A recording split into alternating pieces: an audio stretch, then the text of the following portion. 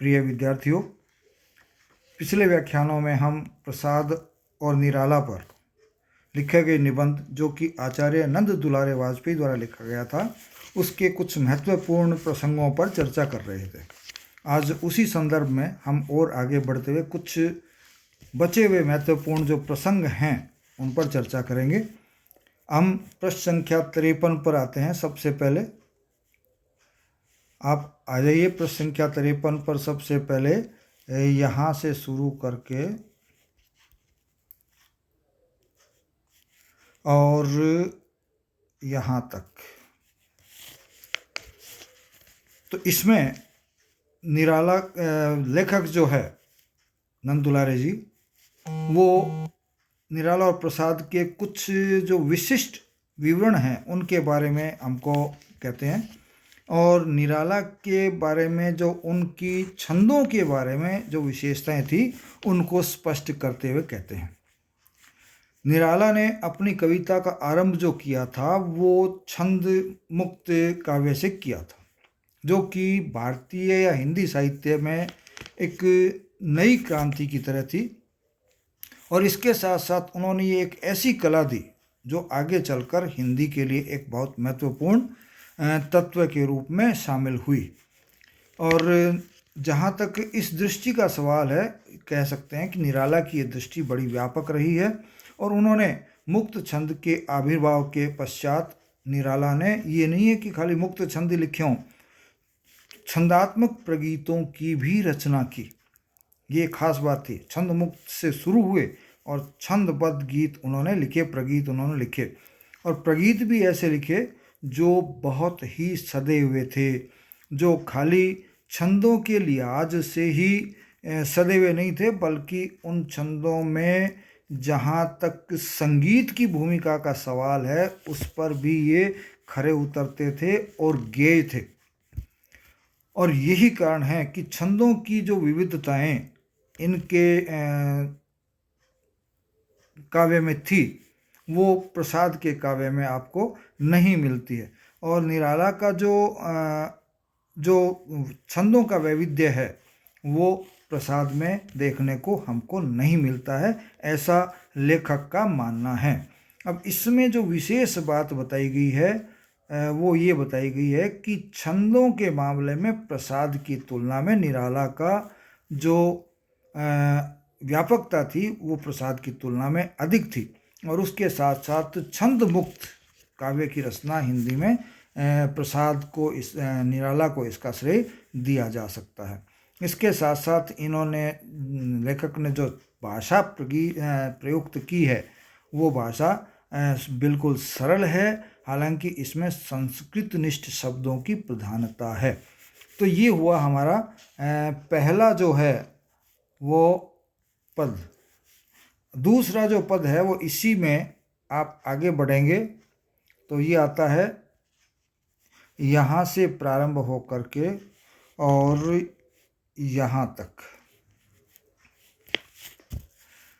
इस पद में कवि जो है निराला जी की, अभी तक तो इन्होंने छंदों के बारे में बताया, इस पद में वो निराला की जो भाषा संबंधी विविधता है, जो वैविध्य उनकी भाषा में है, उसके बारे में चर्चा कर रहे हैं।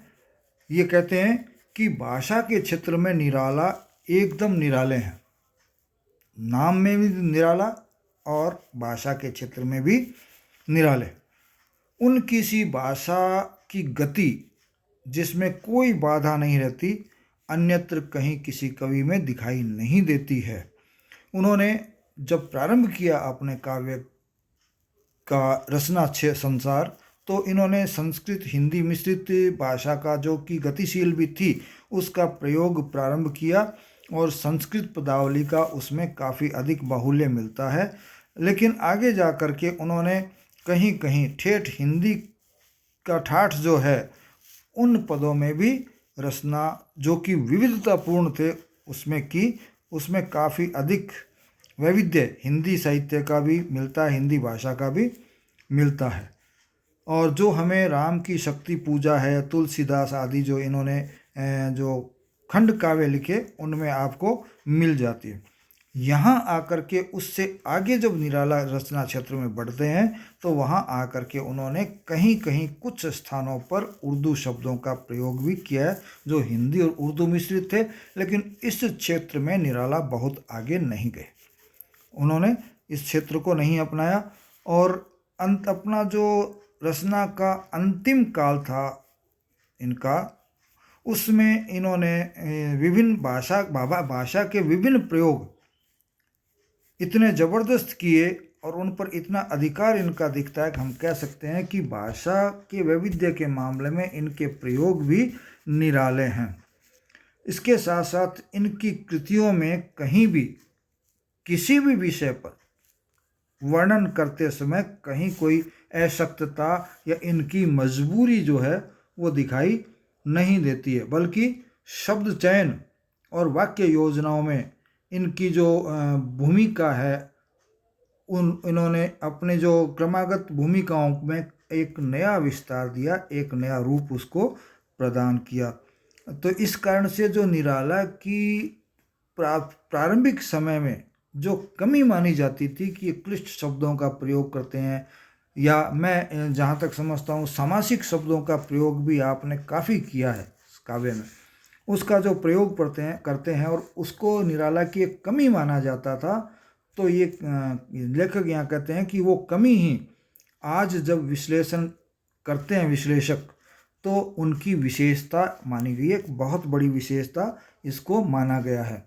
अब हम इसके बाद आगे के पद में चलेंगे, वो आता है प्रश्न संख्या 54 पे।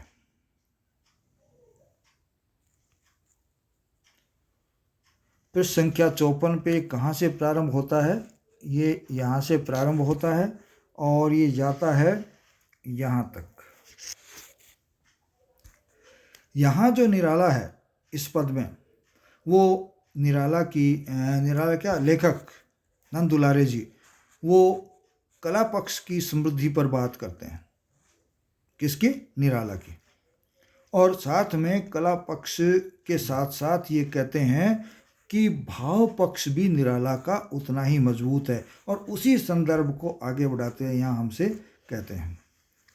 वो कहते हैं कि सामाजिक क्रांति का स्वर जो था निराला में, वो उन्हें एक प्रगतिशील कवि की तरफ ले जा रहा था और उनको इसी रूप में महत्व भी मिला। निराला को देखिए प्रगतिशील कवि भी माना जाता है, दोनों क्षेत्रों में रहे हैं, छायावाद में भी और प्रगतिशील भी।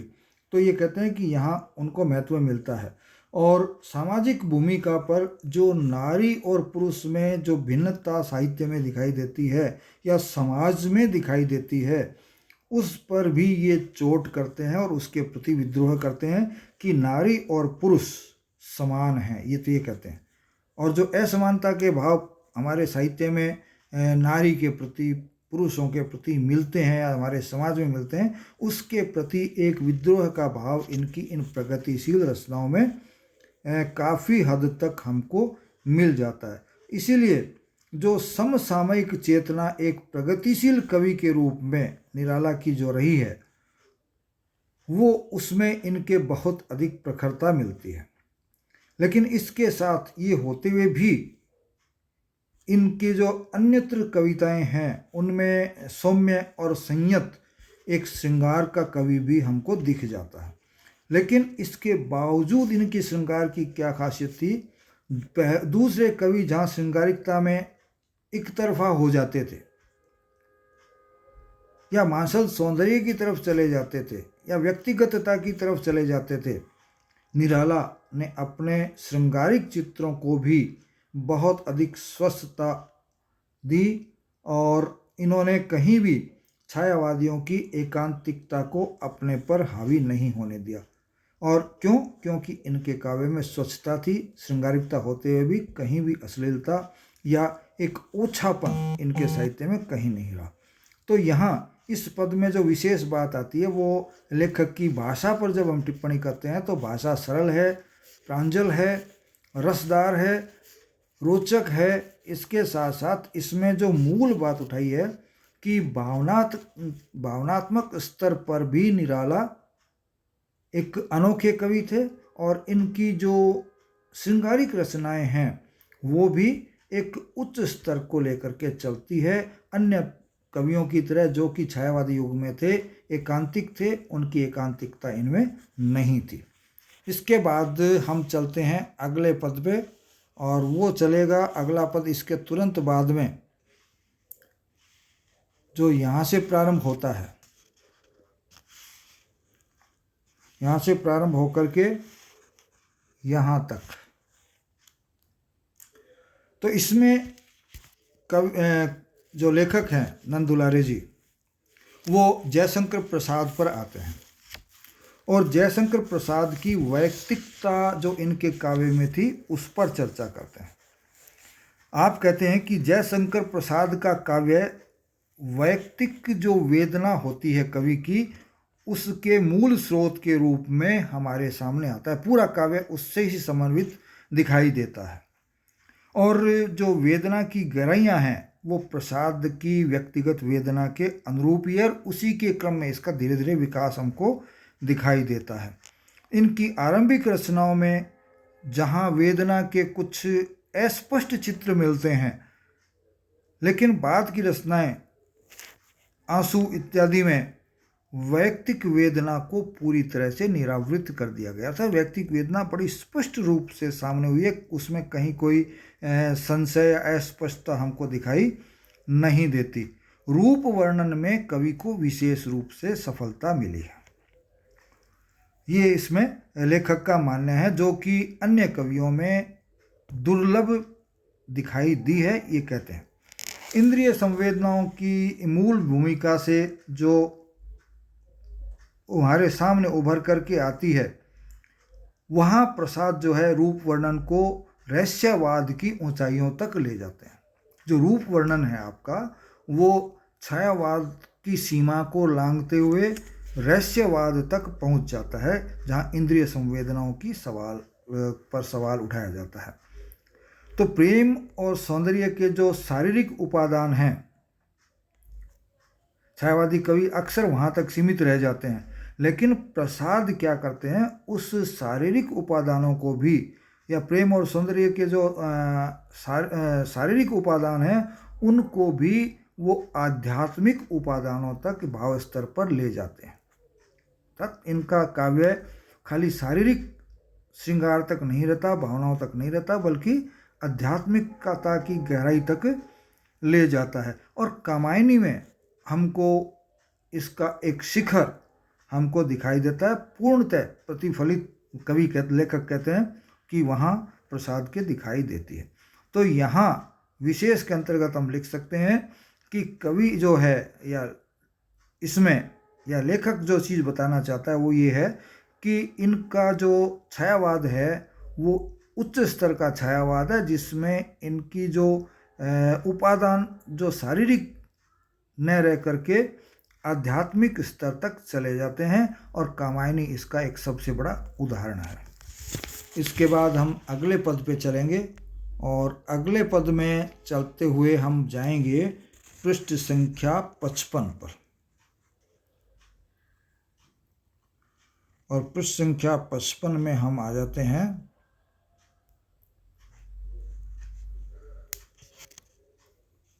यहाँ से लेके और यहाँ तक।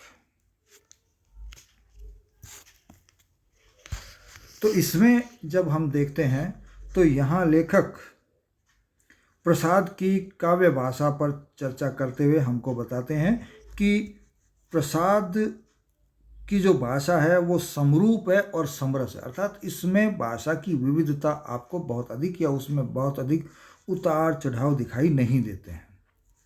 और निराला की तरह जो निराला ने प्रयोग किए थे अपनी भाषा में, वो प्रसाद में हमको दिखाई नहीं देती। इसके साथ साथ इन्होंने जो प्रसाद की सीमाएं रही है, उन सीमाओं की तरफ भी इस पद में इंगित किया है। उन्होंने कहा कि इनको जहाँ जहाँ उदात्त भावनाओं को प्रकट करना पड़ा, उसकी व्यंजना करनी पड़ी, वहाँ इन्होंने भाषा के बदले में छंद योजना की सहायता ली। और ये कहते हैं कि वीर रस के वर्णन में तो वो प्राय निस्सहाय से नजर आते हैं, अर्थात वीर रस के छंदों में प्रसाद का काव्य उच्च स्तर को प्राप्त नहीं हो सका है। और उदाहरण देते हुए कहते हैं कि शेर सिंह का शस्त्र समर्पण जो कविता रही है उसमें वीर भाव जो है वो उतनी अच्छी तरह से प्रकट नहीं हुआ, और ये एक अलग ही रूप में हमारे सामने आया है। और इसी क्रम में आगे बढ़ते हुए वो कहते हैं कि हास्य, इसके अलावा वीर रस के अलावा हास्य है, रौद्र है, भयानक है, उन रसों में भी प्रसाद जो है उतने सफल नहीं रहे, बल्कि इनकी सफलता जो रही वो काव्य के भाषा वियोग में, श्रृंगार में, करुण रस में अधिक सफलता इनको मिली है। उसके उपयुक्त ही इनकी भाषा अधिक मानी जा सकती है। और इसके साथ साथ एक विशेषता इनकी बताई कि प्रसाद की भाषा में लाक्षणिकता का प्रयोग बहुत अधिक मिलता है, और इस लाक्षणिकता के प्रयोग के कारण ही या वक्रोक्ति बहुल जो लाक्षणिक इनकी पदावली है उसके कारण ही प्रसाद की भाषा को एक नई भंगिमा, एक नया स्वरूप, एक नया आकार मिला जो कि लोगों को पसंद आया, और वहाँ आकर के प्रसाद काफ़ी ऊपर चले जाते हैं। इसी के साथ इस पद को भी हम समाप्त करते हैं। यहाँ इन्होंने दो तीन चीज़ें भाषा के बारे में तो वही लिखना है जो मैंने आपको पहले बताया है कि भाषा ऐसी रही है। इसमें प्रसाद के भाषा पर चर्चा करते हुए उसकी सीमाओं को भी बताते हैं कि वीर रस के अनुकूल इनकी भाषा नहीं थी, बल्कि इनकी भाषा जो है वो लाक्षणिक प्रयोगों में अधिक सफल रही, जिसके कारण से कि हिंदी भाषा में इनके पदों को एक नया रूप मिला। इसी के साथ हम अगले पद पे आएंगे इसके बाद, और वो अगला पद है हमारा पृष्ठ संख्या 53 और 54 दोनों में।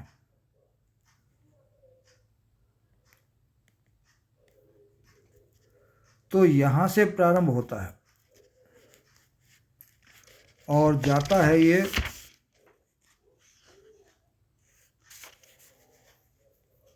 यहाँ तक। तो अपने प्रसंग के अंतर्गत कह सकते हैं कि कला पक्ष की समृद्धि के साथ हम यहाँ निराला के बारे में चर्चा करते हैं, और निराला और प्रसाद में इनके काव्य के अंतर्गत जो विरोधाभास दिखाई देता है उस पर चर्चा करते हैं कि ये लोग थे तो ऐसे, लेकिन इनका काव्य इनकी इस के विपरीत यहाँ हमको दिखाई दे जाता है। उसी के अंतर्गत आप कहते हैं कि निराला काव्य में यह क्रांति भावना उन्हें एक प्रगतिशील, प्रसाद और निराला की तुलना जो है इसमें की है इन्होंने। ऊपर हम जिन दोनों कवियों की पृथक पृथक विशेषताओं को उल्लेखित कर चुके हैं उनकी चर्चा ये करते हुए कहते हैं कि उनकी प्रकृति और प्रवृत्ति दोनों में काफ़ी भिन्नता थी, और वो आभास हमको इनके काव्य को पढ़ने से मिल जाता है, परंतु हमको इन सब के बारे में तुलना करने का अवकाश नहीं मिलता। और ये कहते हैं कि आश्चर्य की बात तो ये है कि वैयक्तिक अनुभूति की प्रमुखता और प्रबलता रखने वाले, वैयक्तिक अनुभूति की प्रबलता और प्रमुखता रखने वाले कवि प्रसाद तो एक महाकाव्य लिख जाते हैं। महाकाव्य में तो पूरे समाज की बातें होती है, जबकि ये वैयक्तिक प्रबलता के कवि रहे हैं, और मूलतः श्रेष्ठ प्रगीतों की रचयिता की प्रतिभा रखते थे, अर्थात ये प्रगीतों के क्षेत्र में इनको माना जाता है। लेकिन इन्होंने महाकाव्य रच दिया, और सफलता किससे मापी जा सकती है? कामायनी। कामायनी प्रगीतात्मक भावनाओं का महाकाव्य कहा जा सकता है, अर्थात प्रगीतात्मकता के लिए माना जा सकता है कि वो महाकाव्य हो सकता है कि नहीं लिखे कवि वैसा। और आगे कहते हैं कि निराला के लिए भी ये बात कम आश्चर्य की नहीं है कि निराला एक निस्संग, तटस्थ और सौंदर्य दृष्टा कवि थे, लेकिन इन्होंने लघु और दीर्घ दोनों तरह के महाकाव्य प्रगीत लिख दिए, और प्रगीत भी इतने स्वच्छ और उदात्त भावनाओं से परिपूरित थे कि एक आश्चर्य की बात थी। जबकि प्रगीत, ये मानते हैं लेखक कि प्रगीत काव्य मूलतः वैयक्तिक भावनाओं और द्वंद्वों को प्रकट करने वाला काव्य है, जबकि निराला में प्रगीतों में बाहरी कौशल और तरास के किसी भी विषय का जो है कवि का प्रदेय इसमें आपको नहीं मिलता है, बल्कि उसमें एक सर्वत्र क्लासिकल अर्थात शास्त्रीयता आपको उसकी पूर्णता इनके प्रगीतों में मिल जाती है। ये नहीं है कि वैयक्तिकता उनमें हो, प्रगीत वैयक्तिक माने जाते हैं लेकिन इनके पूर्णता मिलती है, अर्थात समाज के बारे में बातें भी इनके प्रगीतों में मिल जाती है। तो इनके यहाँ ये विरोधाभास मिलता है। इस एक विरोधाभास पे यहाँ चर्चा इस पद में करते हैं। आगे 2 विरोधाभास और भी हैं जिन पर चर्चा आगे करेंगे, लेकिन उनको मैं यहाँ नहीं ले रहा हूँ। और इसी के साथ आज की हमारी जो ये प्रमुख स्थलों के बारे में चर्चा थी उसको मैं यहाँ विराम देता हूँ। अगली बार हम किस और दूसरे निबंध पर चर्चा करते हुए आगे बढ़ेंगे। जय हिंद, जय भारत।